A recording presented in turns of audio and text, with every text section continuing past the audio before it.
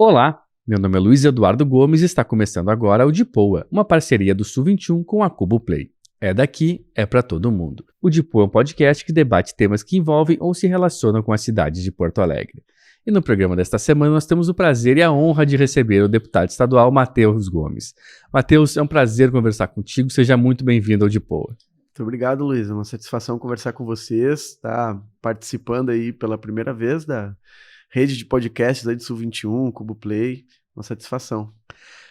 Matheus, a gente costuma, né? Eu chamo de Matheus porque eu já conversei com o Matheus várias vezes, né? Eu lembro quando o Matheus ainda era estudante da história da URGS e já participava desde lá atrás do bloco de lutas, né? Então a gente tem digamos, até uma relação pessoal, né, Matheus? Claro. Mas eu queria começar te ouvindo, assim, é uma pergunta que eu tenho feito para todo mundo que vem aqui no Dipoa, para quase todo mundo, assim, quando é um assunto muito específico, né? Por exemplo, a gente recebeu há pouco o pessoal do SPH da URGS para falar da questão do Muro da Mauá, né? Daí eu não perguntei para eles muito como é que era a relação deles com a cidade de Porto Alegre, né? Mas eu queria te ouvir um pouco isso, assim, como é que é a tua relação com a nossa Porto Alegre? Olha, eu sou nascido e criado em Porto Alegre, então meus 32 anos foram vivenciados aqui na cidade. Eu tive o privilégio, assim, ou a oportunidade, na verdade, né, de ter um emprego que eu gostava muito, alguns anos atrás, que foi ser agente de pesquisa e mapeamento do IBGE, por 3 anos, antes de entrar na Câmara de Vereadores. Esse era o meu trabalho. Eu começo por aí porque, nessa oportunidade, eu acho que eu pude consolidar uma relação mais aprofundada com Porto Alegre, porque eu andei por praticamente todos os bairros de Porto Alegre. Tu fazia pesquisa na rua mesmo? Fazendo a pesquisa nos domicílios, era a PNAD, né? A Pesquisa Nacional de Amostra por Domicílios Contínua. Então, consolidar uma visão sobre aqueles lugares que eu não conhecia e olhar de outra forma também para os lugares que eu sempre vivenciei, né? Como a região central de Porto Alegre, eu me criei ali no entorno do Jardim Botânico, Partenon, estudei em escolas públicas, mas na região central também, primeiro no Anne Frank, que fica no Bonfim, depois no Florinda Tubino Sampaio, que fica no Petrópolis. Tive uma vivência muito importante ainda no colégio, quando eu era músico e fui construindo minhas amizades na Zona Norte, no bairro Rubem Berta, e sempre circulei muito por esses territórios também. O que tu tocava, Matheus? Eu toco até hoje percussão. Samba foi onde eu comecei, né? Tocando pandeiro, tocando repique de mão. Tinha uma banda de pagode, cantava também. Por um tempo, entre 2006 e 2008, a gente tocava bastante na noite de Porto Alegre, no antigo circuito de samba, de pagode, no que começava a ser chamado naquela época também pagode universitário. Isso porque a gente era estudante, a gente era bem jovem na época. Na época tu tava saindo do colégio, então. Eu tava no colégio. No colégio ainda. Ontem eu até tava vendo o filme do Claudinho Bochecha e vi a cena que me lembrou bastante esse momento, quando o Bochecha escuta a música deles tocando no rádio, ele tá no meio do trabalho ali, aí fica feliz, aí vai lá, a patroa dele dá um toque nele, né?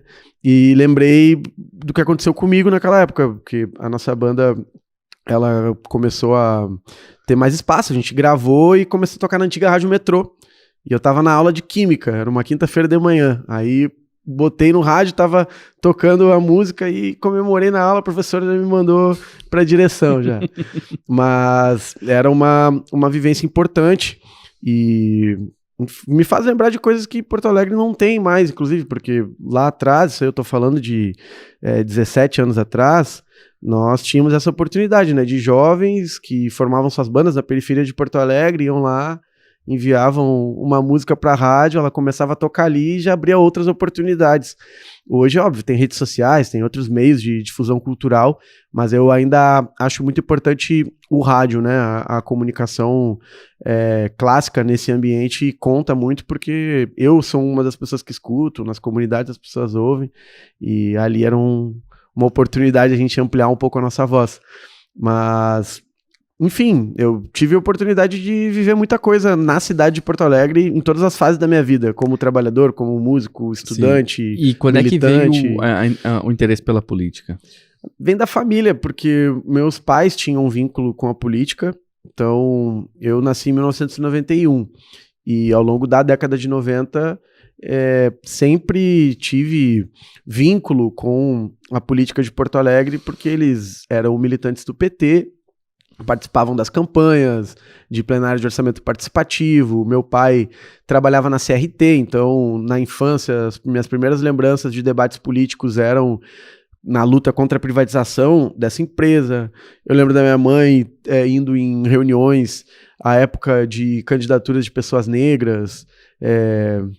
Enfim, eu fui me politizando desde muito cedo e tinha esse gosto assim, por ver jornal, por acompanhar as discussões políticas, por andar no Brick da Redenção num domingo de campanha e passar de banca em banca e conhecendo as candidaturas, os partidos, né, não só da esquerda, no geral, né, era sempre muito atento.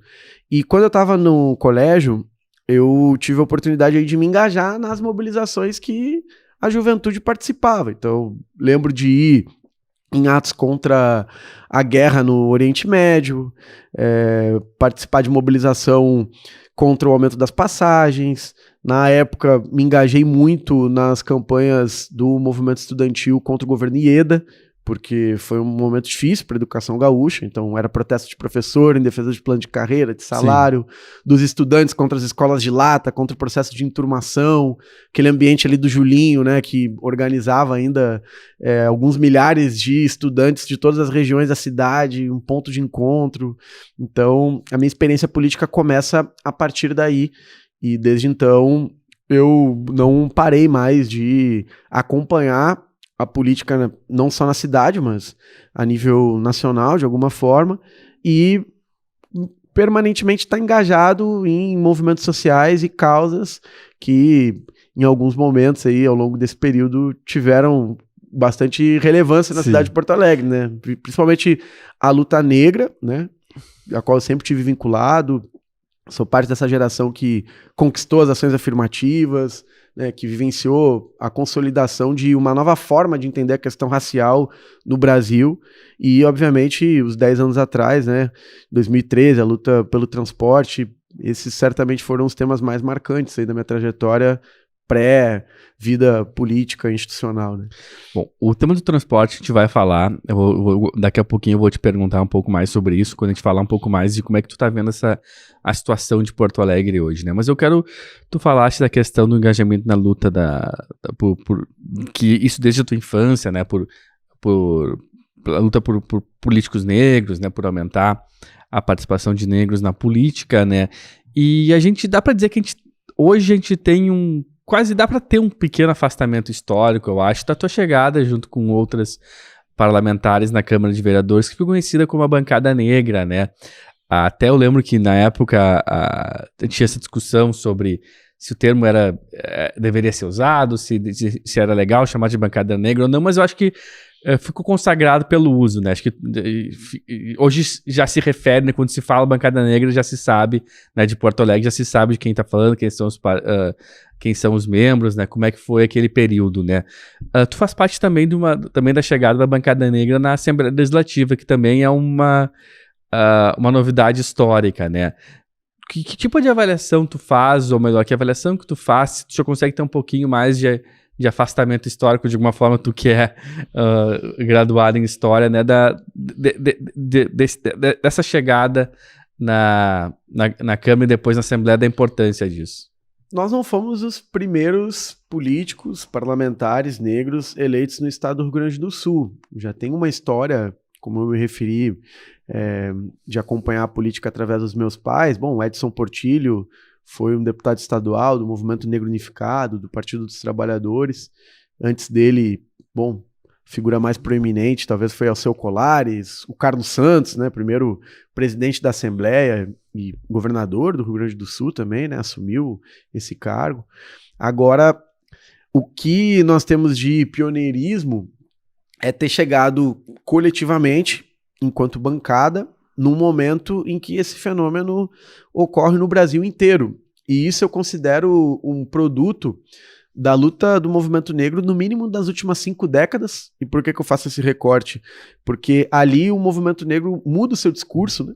Começa a afirmar a luta por igualdade através, né, de políticas como a defesa de cotas raciais, né, de um combate direto ao mito da igualdade racial, ou seja, se troca o 13 de maio pelo 20 de novembro. Essa história tem tudo a ver com Porto Alegre, porque surge aqui, inclusive, né, essa construção histórica. Isso muda diretamente o perfil do movimento negro, conecta ele mais com a esquerda, com as lutas que ocorrem em outros lugares do mundo, né, da libertação colonial em África, pelos direitos civis nos Estados Unidos. Então, o movimento negro contemporâneo, no qual as mulheres negras têm um papel central no Brasil, ele data daí e se consolida nas primeiras décadas do século XXI com as conquistas que a gente teve no último período. Centralmente, as ações afirmativas, na minha opinião, foi um dos maiores debates políticos e ideológicos do Brasil das últimas 2 décadas, e isso produz uma transformação muito grande na consciência negra do Brasil. Às vezes a gente esquece que a primeira vez que o censo do IBGE constatou que havia uma maioria negra na nossa população foi no censo de 2010. Ou seja, fazem apenas 13 anos. Só que o Brasil sempre foi um país de maioria negra. O que faltava era a conscientização da sua população para conectar a sua luta por transformação das suas condições de vida ali no dia a dia, emprego, moradia, acesso a direitos básicos, com a autoafirmação da sua identidade racial, que está na origem das desigualdades do nosso país e, na minha opinião, pode ser também um elemento que nos ajude a solucionar essa situação. Então, eu considero que houve uma mudança estrutural do posicionamento do antirracismo na sociedade brasileira, e isso se consolida nos últimos 10 anos. Por isso, nesse período, começam a surgir mais lideranças negras, bancadas negras Brasil afora, e a nossa eleição, tanto em 2020 como em 2022, que ampliou muito a bancada negra desde então, né? Hoje nós temos representação no Congresso Nacional, Assembleia Legislativa, em várias câmaras de vereadores por todo o estado do Rio Grande do Sul. Isso está conectado com essa mudança na sociedade brasileira, que é muito profunda e que agora a gente está disputando o significado disso concretamente, do ponto de vista político, apresentando um programa, discutindo quais são os temas que a população negra traz hoje para a esfera política e que podem realmente transformar a vida do conjunto da população na cidade de Porto Alegre e no Rio Grande do Sul. Agora nós já estamos nesse estágio e eu creio que avançando para mostrar que a nossa pauta ela vai para além, inclusive, da população negra. Ela tem um caráter universalista e pode ajudar a gente a construir um projeto de sociedade mais democrático e igualitário para o conjunto. E tu diria que a gente já está em condições de que, enfim, vocês não vão concorrer vereador de novo, porque vocês subiram para a Assembleia, né? Tu, a Laura e a Bruna. A gente já está em condições de ter uma renovação de uma, digamos assim, essa questão da bancada negra na Câmara de Vereadores de Porto Alegre, por exemplo, ser uma constante, mas com nomes renovados.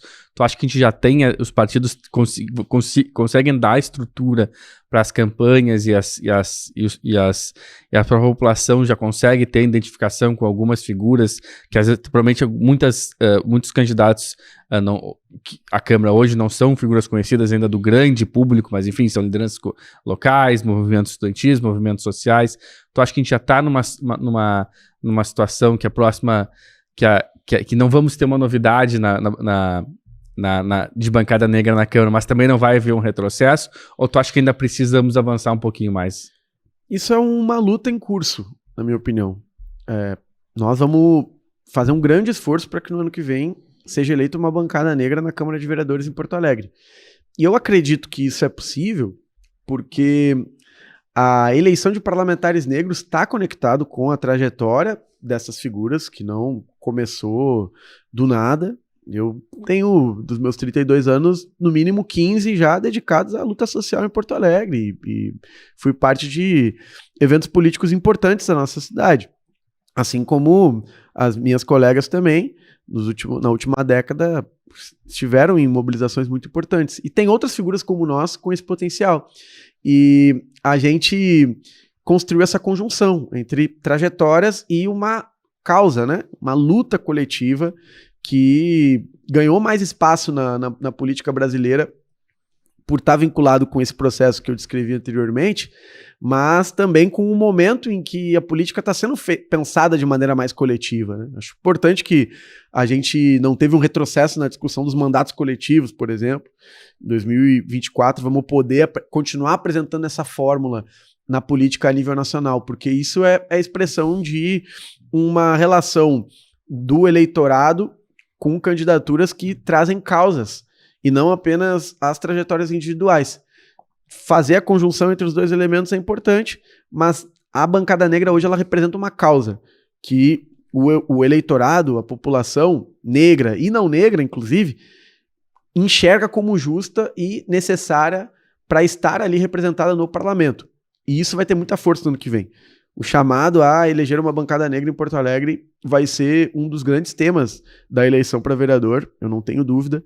E nós vamos ter lideranças que vão se apresentar nessa perspectiva, né, colocando essas trajetórias e, ao mesmo tempo, erguendo a bandeira do antirracismo e da democracia para chegar lá na Câmara. E eu espero que, na última a gente elegeu 5, que a gente possa repetir, talvez ampliar esse número, inclusive.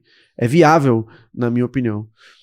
Matheus, agora uma questão mais de nível pessoal, assim, sobre essa tua relação nos últimos anos com a política. Como é que foi dar esse salto da Câmara para a Assembleia Legislativa? Como é que mudou de alguma forma tua própria relação com a cidade de Porto Alegre?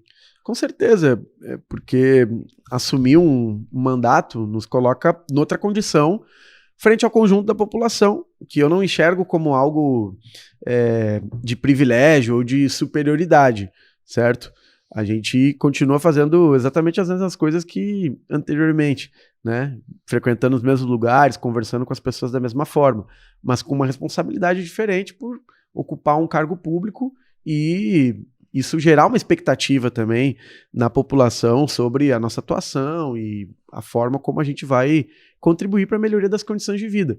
Então, isso fez com que a gente passasse a ser observado por muito mais pessoas, que a nossa intervenção política ecoasse de outra forma e que também nessa caminhada a gente conseguisse pautar alguns temas políticos que, enfim, fizeram sentido para muita gente que não estava acompanhando a política até então. O que eu gosto de ouvir, e felizmente escuto muito, é de pessoas que me dizem o seguinte: eu não acompanhava a política em Porto Alegre antes da bancada negra. E hoje eu faço isso porque me sinto representado por vocês, mas também os temas que vocês trazem à política nos interessam. Então, por exemplo, nós fizemos uma discussão política ampla na cidade de Porto Alegre sobre a defesa do carnaval, das escolas de samba, conectado com o que está acontecendo de transformação na Orla do Guaíba, ou o processo de ampliação da venda do patrimônio público que a prefeitura de Sebastião Melo fez nos últimos anos, porque eles venderam ali os terrenos no entorno do Porto Seco, mas não destinaram aqueles recursos para construção do complexo cultural. Isso colocou o debate em outro patamar, fez muita gente das comunidades observar essa discussão. Da mesma forma, eu lembro de uma denúncia que a gente fez que teve ampla repercussão em 2021, o primeiro debate orçamentário que nós fizemos na Câmara. A verba para o combate ao racismo era irrisória no orçamento. E nós fomos lá, fizemos uma luta política, conseguimos aumentar, naquele momento, uma verba que ali era menos de 40 mil reais para 400 mil, que era pouco, mas era muito mais, e somando com outras emendas que foram destinadas para isso no orçamento, já colocamos na casa dos milhões. Isso chamou a atenção das pessoas sobre como a política institucional não se dedicava ao combate ao racismo. Então, nós trouxemos temas que sempre estavam presentes no cotidiano das pessoas para a esfera pública. E isso teve um impacto disruptivo. Fez com que as pessoas conectassem sentido no seu cotidiano com a atuação política. E, ao mesmo tempo, a gente também conseguiu trabalhar temas centrais, inclusive nesse período de pandemia, de aumento da desigualdade social, mas que não estavam na agenda da política porto-alegrense. Então, o primeiro projeto que eu apresentei na Câmara de Vereadores, e foi aprovado enquanto um indicativo, foi um projeto para a criação de um programa de renda complementar emergencial na nossa cidade. Na época ali, fazendo uma transferência de renda para a população em situação de pobreza e extrema pobreza, de cerca de R$200 mensais. um complemento a quem recebe outros programas já, o que seria um gesto, né, não resolveria o problema dessas pessoas, mas estava ali conectado com a agenda política de vários municípios a nível nacional. O prefeito Sebastião Melo nunca implementou esse programa, mas foi uma proposta nossa que estava ali vinculada com a luta para combater a extrema pobreza e a fome na cidade de Porto Alegre, que é algo que a prefeitura não fez no último período. Essa agenda partiu do nosso gabinete, assim como as outras mandatas da bancada negra trouxeram temas centrais. A Bruna fala muito da defesa das creches, a Laura também tem uma política fortemente voltada à garantia da segurança alimentar, a Dayana muito vinculada com os temas de assistência social, a Karen fala muito de transporte público, enfim, temas centrais, mas que os políticos não estavam tocando. E isso eu acho fundamental a gente discutir. No meu caso agora na Assembleia Legislativa, um dos eixos do nosso mandato é o tema da emergência climática. Nós temos hoje um parlamentar jovem, negro, que puxa um debate na Assembleia Legislativa conectado com, enfim, uma necessidade global, mas que tenta trabalhar isso com uma visão de quem vivencia a realidade da emergência climática enquanto pessoa negra, enquanto pessoas que estão na periferia, nos quilombos, nas comunidades ribeirinhas, ou seja, trazendo um outro olhar. E essa é a ideia que nós queremos discutir sobre a importância da representação política negra e periférica nesse momento. É a gente justamente mudar a ótica de visualização dos grandes temas políticos e conectar a partir daí cada vez mais a esquerda com o sujeito que a gente historicamente sempre quis representar, que é a população trabalhadora, a massa que está nas periferias, que está deslocada, né, dos direitos sociais em todos os espaços, na cidade ou no campo. Então, essa é a grande questão, assim, do tipo de representação política que a gente tem feito. E tu esperava a resistência que vocês enfrentaram pela classe política que já tinha mandatos, tanto na Câmara quanto na Assembleia, né? Porque, enfim, antes mesmo de vocês tomarem posse, teve aquele áudio do Walter Nagelstein, né, que rendeu condenações a ele, e na Assembleia, enfim, teve um projeto de lei que foi feito, de alguma forma, como reação, né, a manifestações da bancada negra, né, dos parlamentares, né, o projeto dos símbolos, né, que de alguma forma tentou interditar o debate, né, ou melhor, tentou interditar o debate, não é de alguma forma, dessa forma, né, sobre a questão do hino rio-grandense, né, as discussões que vêm de décadas, né, do movimento negro sobre a letra do hino, né. Tu esperava essa resistência que vocês enfrentaram tanto na Câmara quanto na Assembleia, essa resistência direta, né, não é, digamos assim, não é nem velada, né, mas direta? Eu esperava resistência porque a gente conhece a realidade da população negra no Rio Grande do Sul e sabe que em todos os ambientes que a gente alcança, e aí eu posso te dizer muito tranquilo, eu sofri racismo em praticamente todos os lugares que eu estive. Local de trabalho, universidade, escola, no transporte público, nas atividades culturais que eu gosto de frequentar. Infelizmente, isso está presente por todos os locais. Não seria diferente na política institucional, seja na Câmara de Vereadores ou na Assembleia Legislativa. Ocorre que agora nós temos instrumentos que nos possibilitam combater o racismo noutra escala. Foi isso que nós fizemos no caso do Walter Nagelstein. Ele foi talvez o primeiro político gaúcho condenado por racismo. Nós ajudamos ali a criar uma jurisprudência, inclusive, que vai servir para outros casos, mas espero que sirva centralmente para coibir ações violentas como a que ele fez conosco. E agora, na Assembleia Legislativa, veio esse projeto de caráter muito reativo, né? A presença da bancada negra, porque nós não propusemos nenhum projeto de lei para a mudança do hino, mas ele também estimulou uma reflexão para o conjunto da sociedade gaúcha no outro nível, né?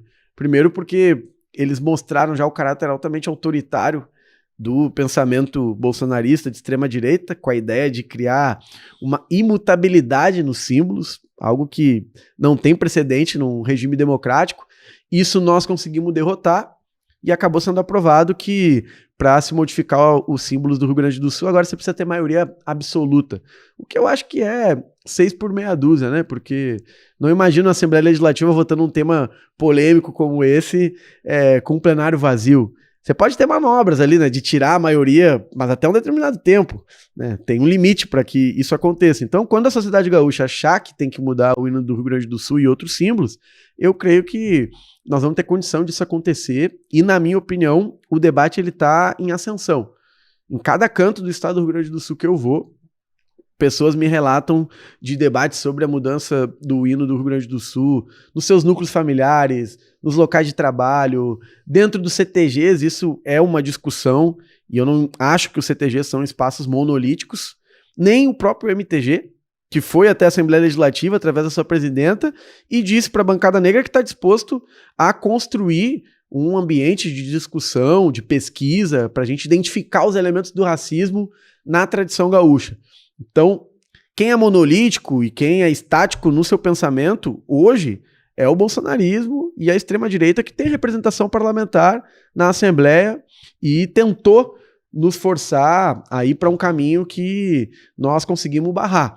A sociedade gaúcha, na minha opinião, se transforma, pode avançar nesses aspectos e a gente colocar o debate noutra esfera.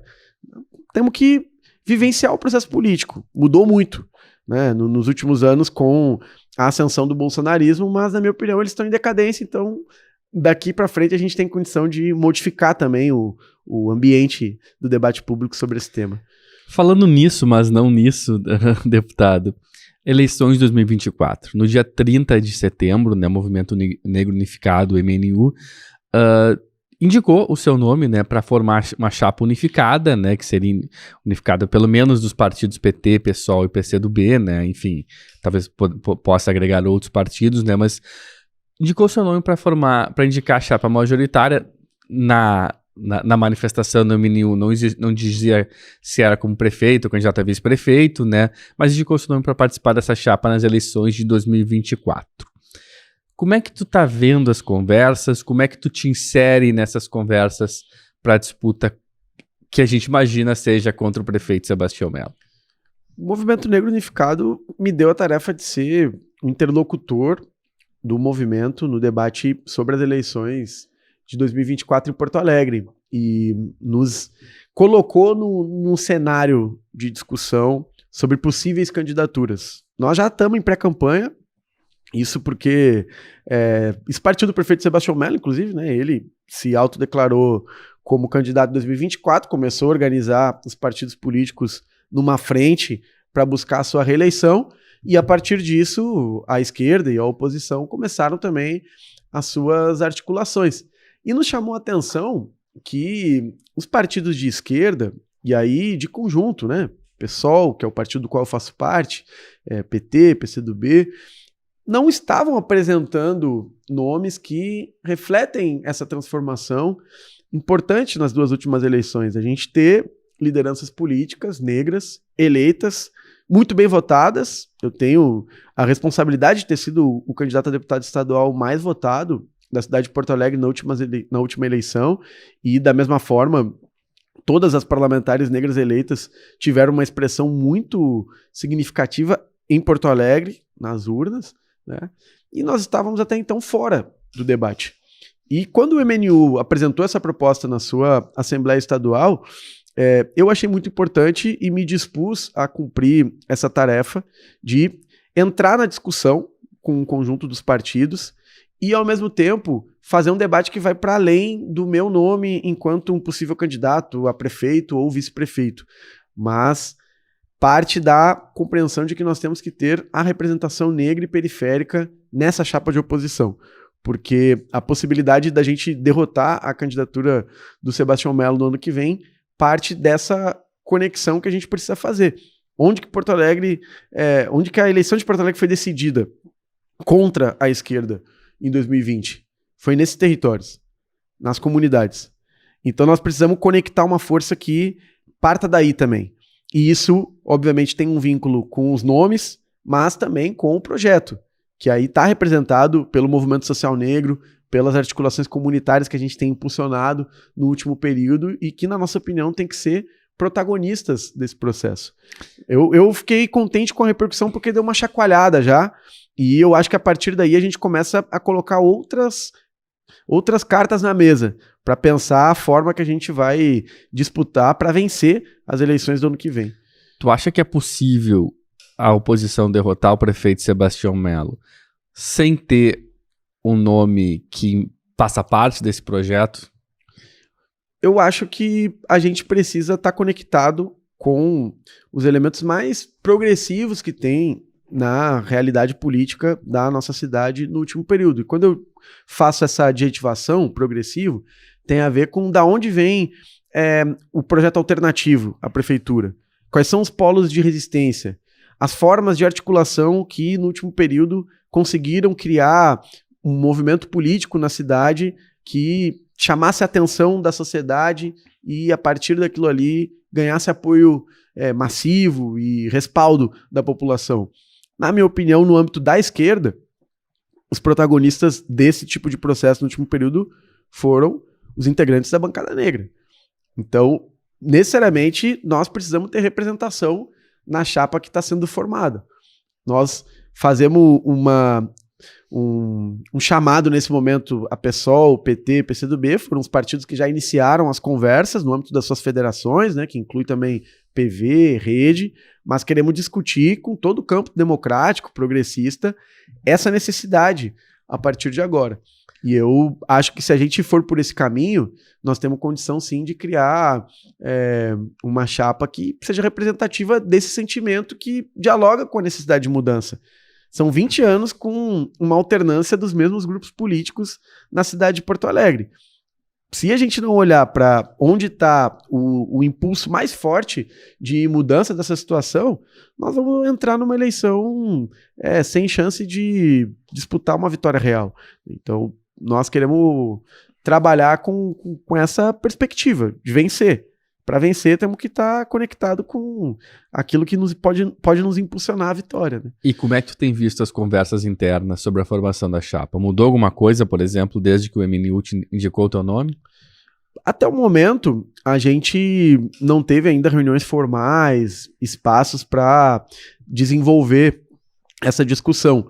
O MNU vai tomar essa iniciativa, então, a partir de agora, procurando diretamente as direções partidárias, do PSOL, da federação, né, com a Rede, da mesma forma PCdoB, PT, PV, com outros movimentos que já estão pautando o debate eleitoral. A gente vai tomar essa iniciativa enquanto movimento e incidir, Luiz, naquilo que ambos os partidos têm discutido como uma possibilidade, que é o tema de tu ter um espaço mais amplo em que não só as direções partidárias definam o que vai ser a candidatura, que as pessoas possam opinar também. Eu sou muito simpático à ideia da gente ter um processo de prévias mais ampliado, onde os movimentos sociais também podem participar. No PSOL, de alguma forma, isso não foi apenas uma ideia no último período, mas se concretizou já em diferentes momentos. 2018, por exemplo, nós tivemos a candidatura do Guilherme Boulos e da Sônia Guajajara, ambos com filiações no partido que tinham um caráter de filiação democrática. Né? O Boulos era, naquele momento, uma liderança do MTST, da mesma forma que a Sônia era a liderança da PIB, da Articulação dos Povos Indígenas do Brasil. E o partido se abriu para ambos os movimentos apresentarem uma alternativa que contemplava o nosso programa e, ao mesmo tempo, também era disruptiva na forma em que se apresentou. Então, os movimentos eles têm que ter também, sim, a possibilidade de incidir no processo político e eleitoral. Isso tem ampliado o diálogo da esquerda com a sociedade. E aqui no Brasil, infelizmente, o que acontece no Rio Grande do Sul, eu acho que a gente ainda é muito conservador nessas fórmulas. Eu tive a oportunidade no ano passado de representar o PSOL no primeiro turno das eleições colombianas. E lá, com todos os grupos que eu conversei, foi unânime a ideia de que se não tivesse prévias, a Francia Márquez não teria sido escolhida a candidata a vice do Petro. Porque foi nas prévias que ela puxou também esse sentimento, né, do que era a necessidade de ter uma mulher negra que tem todo o seu vínculo, né, na luta pela paz, que vem da experiência da luta das mulheres na floresta, no campo, e que trazia ali um sentimento de mudança que contagiava a população colombiana. Eu vi isso com os meus próprios olhos. Na periferia de Bogotá, nos bairros que eu fui, tinha muito mais campanha para a França do que para o Petro.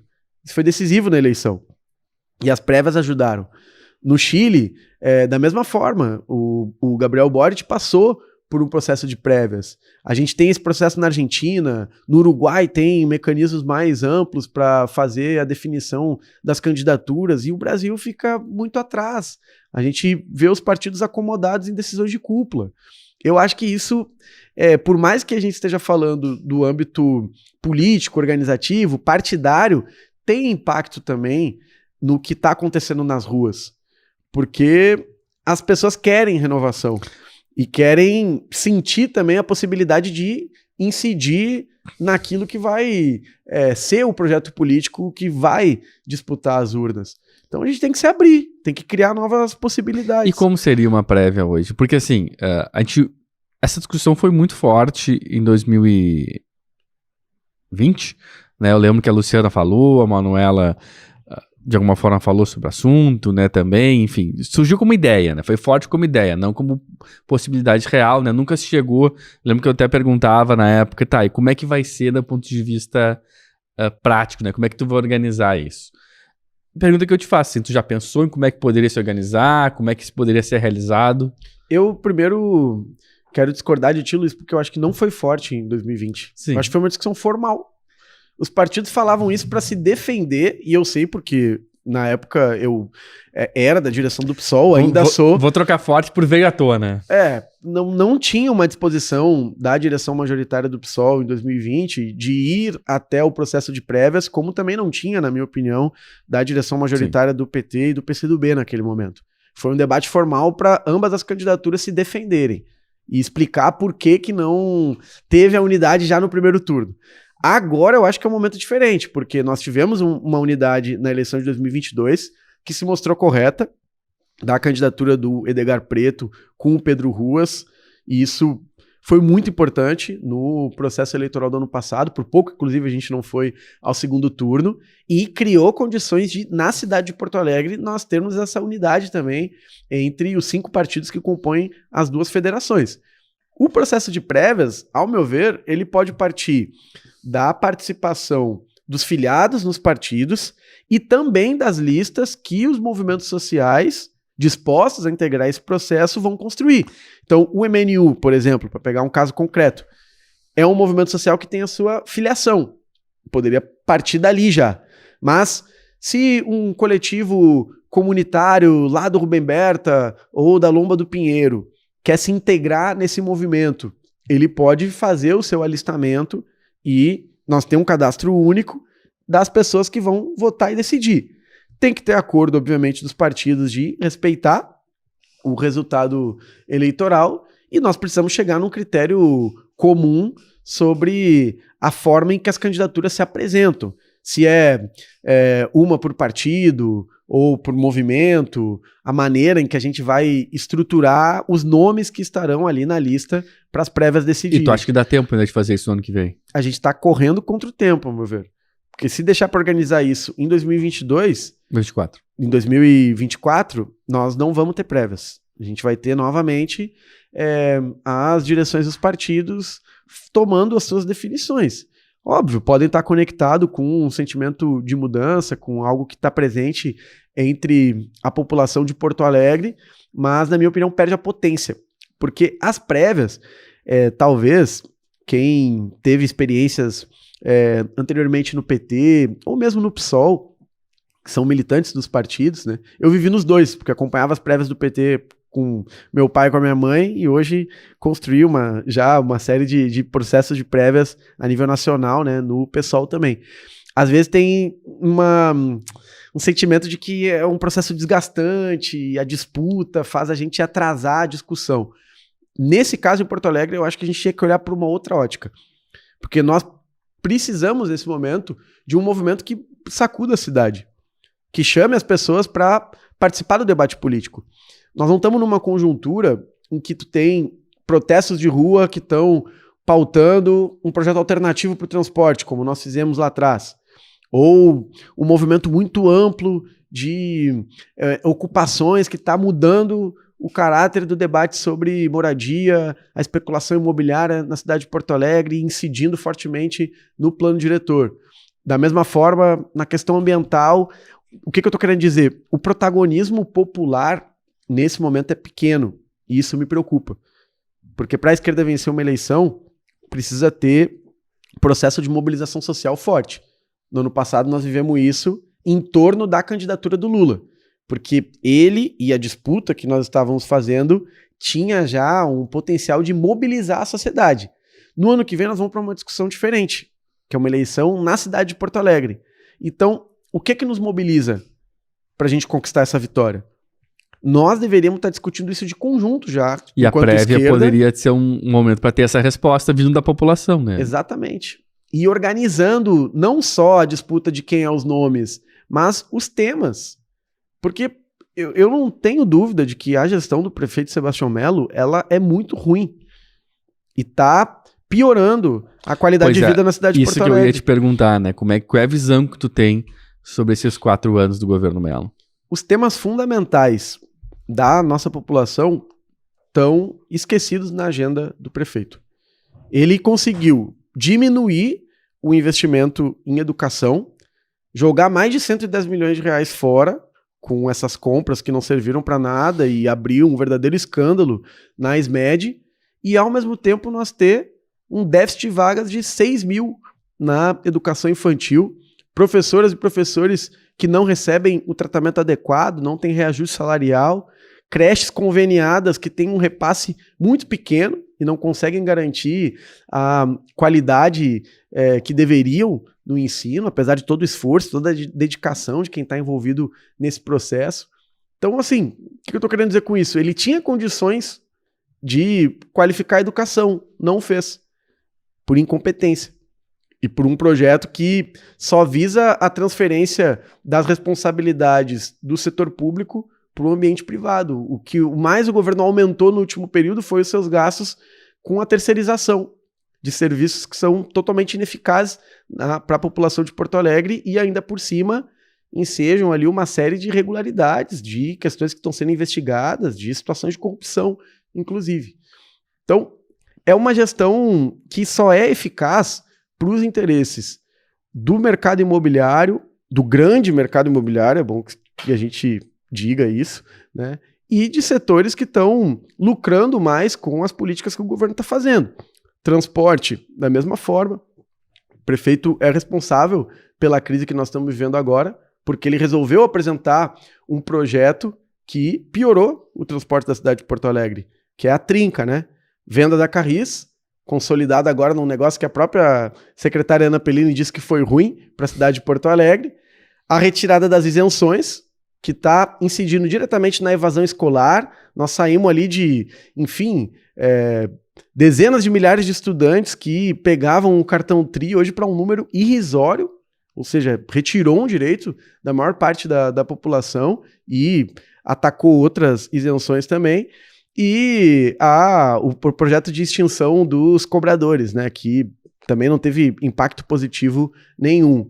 E ao mesmo tempo, a gente está vendo o quê? Diminuição de linhas, de horários, ou seja, a população está pegando menos ônibus hoje e não consegue ter o seu direito à mobilidade, à circulação efetivado na cidade de Porto Alegre. A saúde, ele transferiu toda para iniciativa privada. Também diminuiu os investimentos no último período. Isso em meio à pandemia. Enquanto a gente deveria ter qualificado ainda mais esse serviço essencial, o prefeito não fez. E o impacto está sendo sentido pelas comunidades diretamente lá nas unidades básicas de saúde, né? O serviço é precário, o atendimento não chega e, enfim, a gente não consegue garantir esse direito. Ou seja, naquilo que é as áreas mais sensíveis à população trabalhadora da cidade de Porto Alegre, a prefeitura não comparece. Da mesma forma, a gente poderia falar da assistência social. O investimento na FASC também diminuiu muito. O prefeito não compra nem cesta básica para fazer a distribuição às famílias que nesse momento não têm outra alternativa que não seja pedir dinheiro no sinal ou, enfim, sobreviver com a ajuda de ONGs e de associações que estão nesse momento fazendo o trabalho de garantia de segurança alimentar e nutricional. Então, é uma agenda de alto custo social que está tentando transformar Porto Alegre numa cidade de negócios em que só aqueles que fazem os negócios lucram. O grosso do investimento, isso aí, um estudo muito bacana do Observatório das Metrópoles, né, que mostra que o grosso do investimento na cidade de Porto Alegre está concentrado aonde?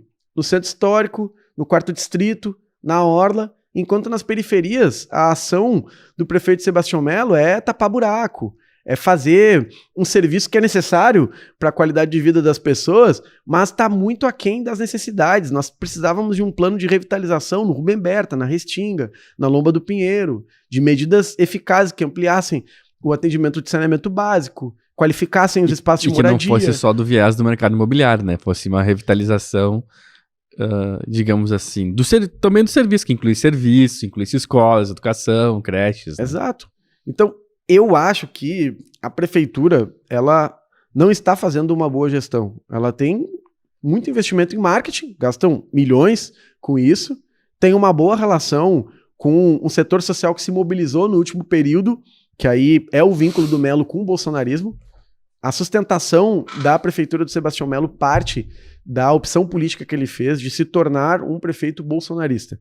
Foi isso que o Melo resolveu entre 2020 e 2021. Então, o vínculo dele com essa base social existe, mas eles foram minoritários na última eleição.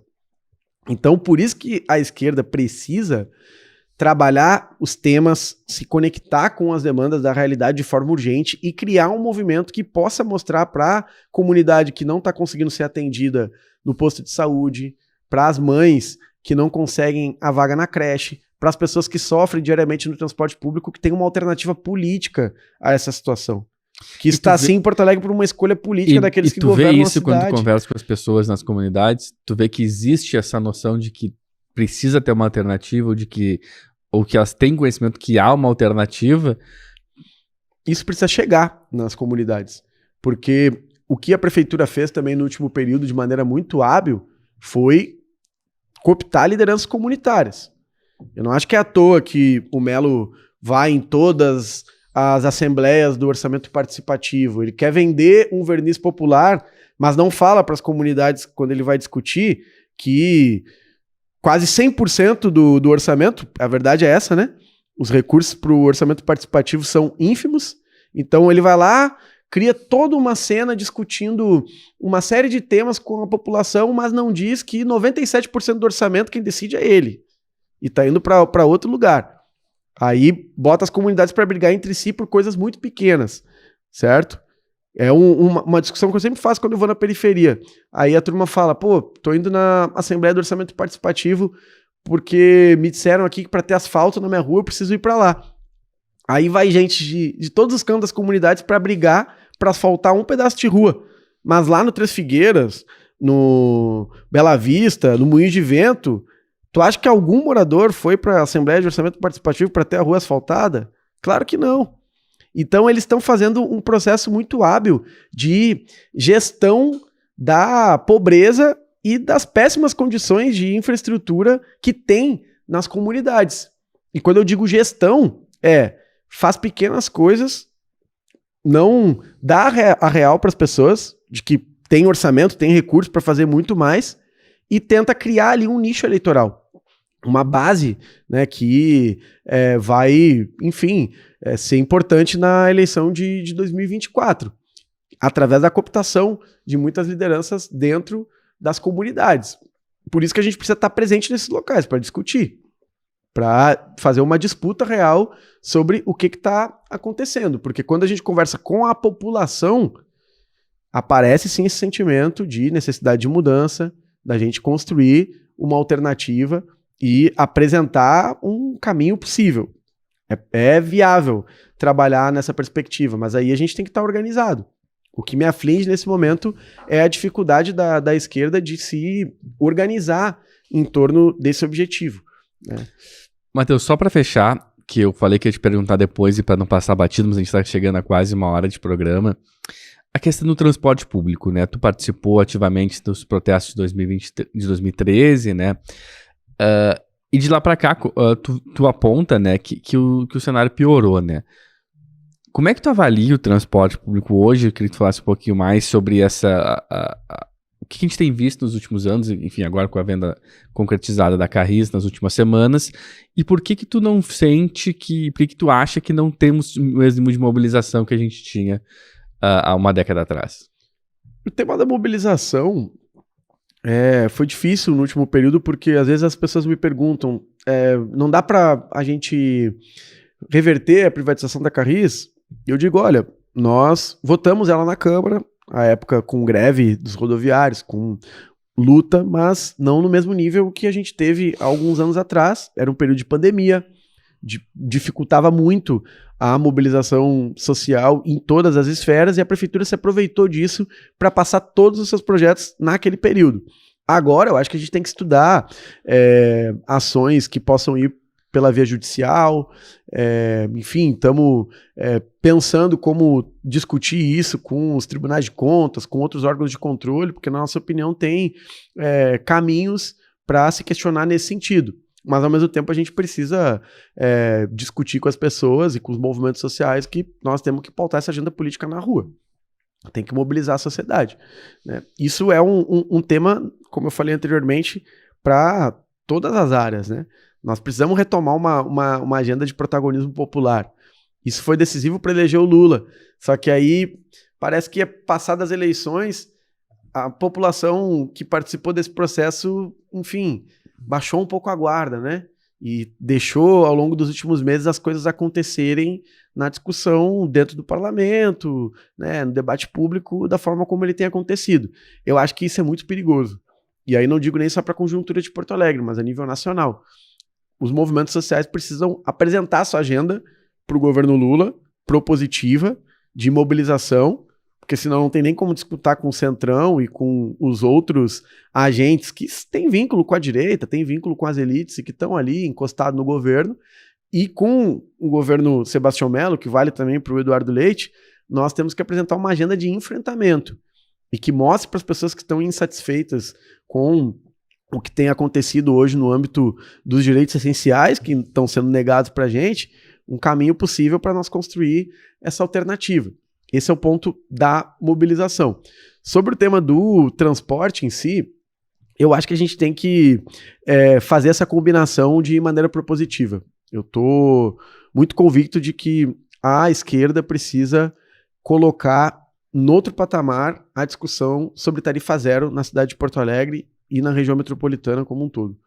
Porque tem governos de direita fazendo isso em capitais como São Paulo. O próprio Marquesan fez uma proposta que começava a discutir isso, né? Que foi, digamos assim, engavetada no governo Melo.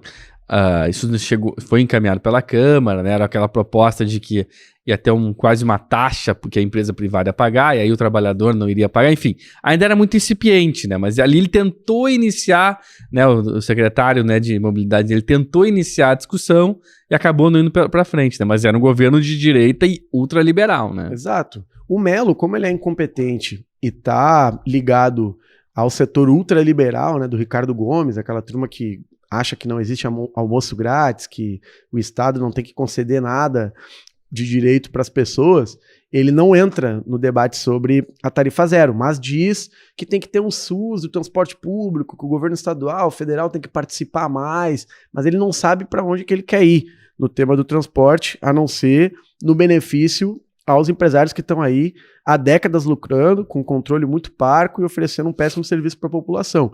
Nós temos que mostrar sim que é viável ter uma política de tarifa zero na cidade de Porto Alegre e que não é uma saída para salvar os empresários do transporte, e sim para garantir o transporte enquanto um direito para o conjunto da população. Tu acha que essa tem que ser uma das bandeiras principais da campanha do ano que vem? Com certeza, não tenho dúvida.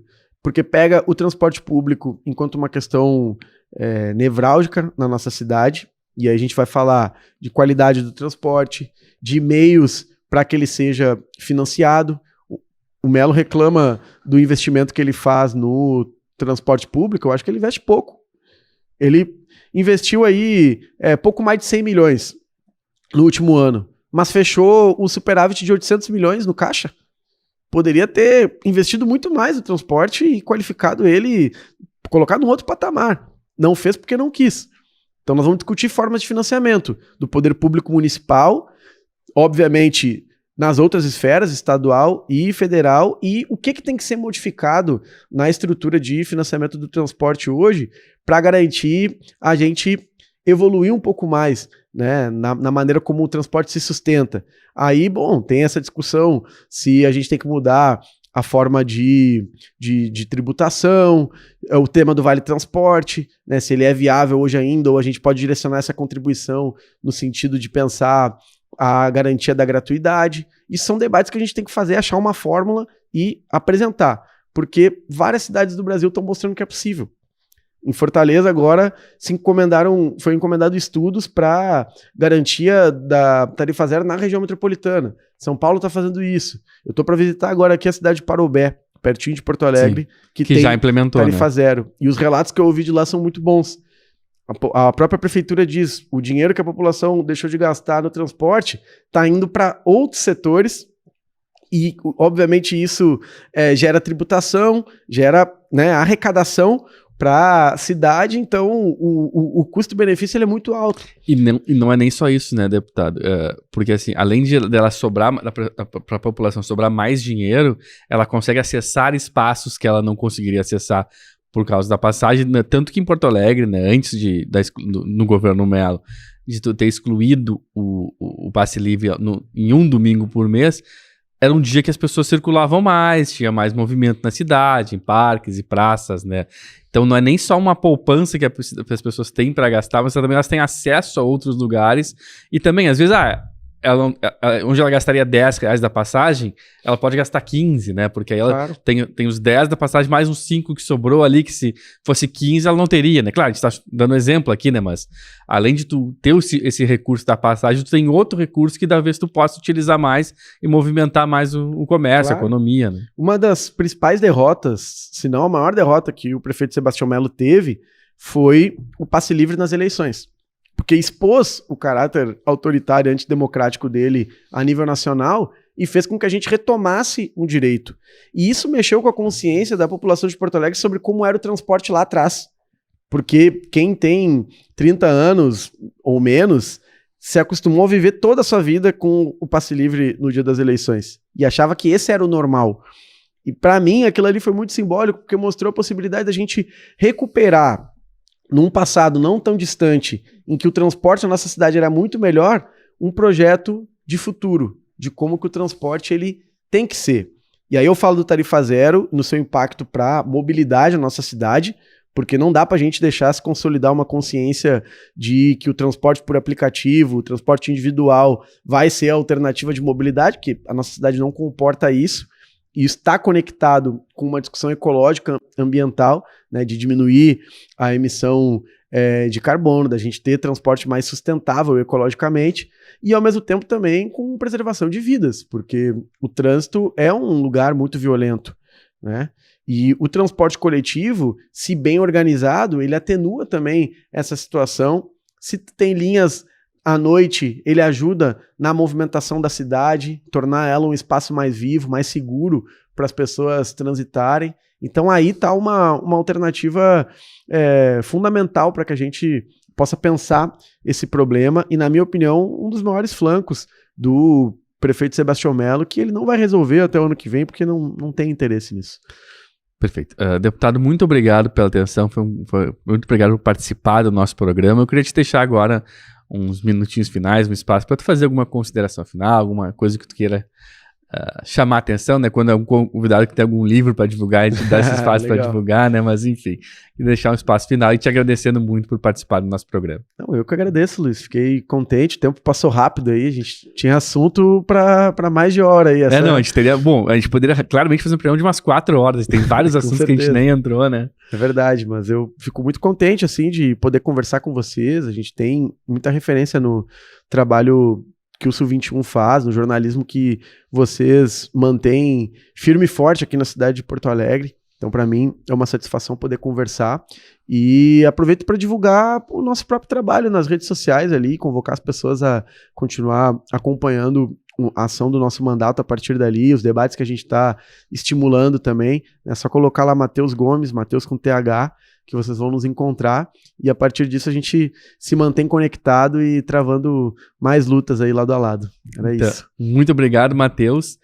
E nosso obrigado especial é para você que mais uma vez esteve na audiência do nosso De Pô. Convido a todos a seguirem o Sub21 e a Globoplay em todas as redes sociais e também a compartilhar esse programa com seus amigos, com familiares, né? Acho que esse programa foi muito legal e convido a todos a também a compartilharem, né? Divulgar esse episódio do nosso podcast De Pô, e não só esse episódio, como os episódios anteriores que estão disponíveis na Globoplay, no próprio Sub21, no Spotify. É só você buscar por De Pô ali na plataforma que você utilizar, que você acha os episódios anteriores também. Um abraço a todos e até o próximo programa.